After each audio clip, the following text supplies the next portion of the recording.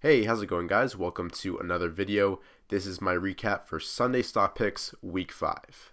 This week we made considerable gains, over 1%, and overall our stocks did pretty well with only one losing trade this week.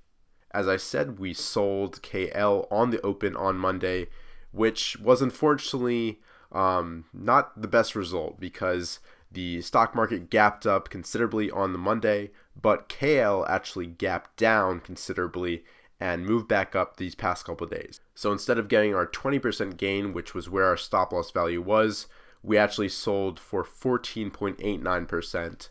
But that's what happens, and you have to live with it. And as I said, we bought HEI with half of that capital, and that leaves $11,048 in cash for this week. Our other holdings were Team, Pays, CHDN, CPRT, and HEI, and this week only CPRT was our losing trade. Pays is the only stock that we'll definitely be keeping next week, but we will be moving up this stop loss to protect our break-even point.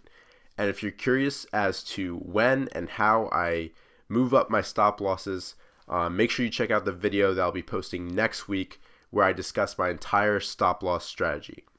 So overall, 5 weeks in, our portfolio is up 4.8%, which is pretty decent.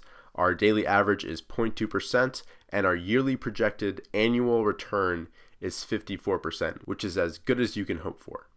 Now let's head on over to TC2000 and actually look at how each of these stocks performed throughout the week.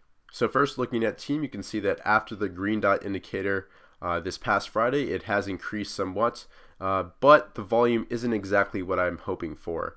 And hopefully next week, if we decide to hold on to this position, it finally breaks through this 137.46 mark, which is the high of this consolidation period. CHDN has progressed nicely from this PGO indicator, but the volume was only there this first day afterwards, and I would have liked to see the stock advancing sharply on increased volume because that would signify institutional support. CPRT is another PGO indicator entry point, but as you can see, it didn't do quite as well as CHDN, and since Monday, when it gapped up and then when we entered here, it fell sharply back downwards, it's just kind of gone sideways. So we'll most likely end up selling this stock.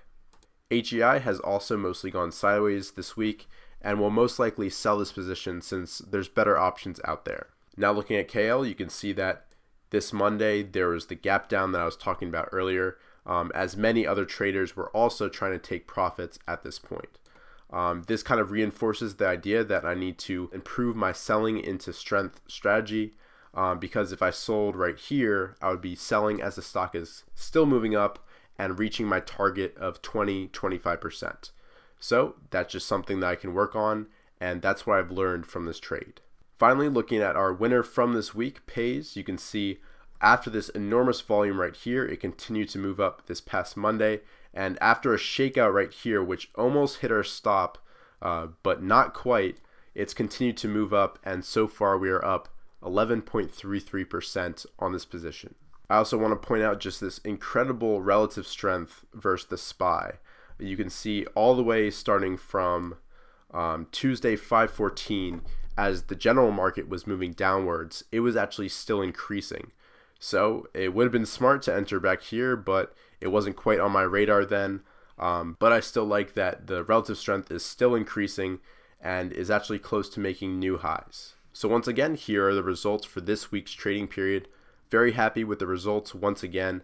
And make sure you guys all tune in next Sunday when I'll release my next Sunday stock picks. Thanks so much for watching, and please leave a like and subscribe if you haven't already. See you guys in future videos.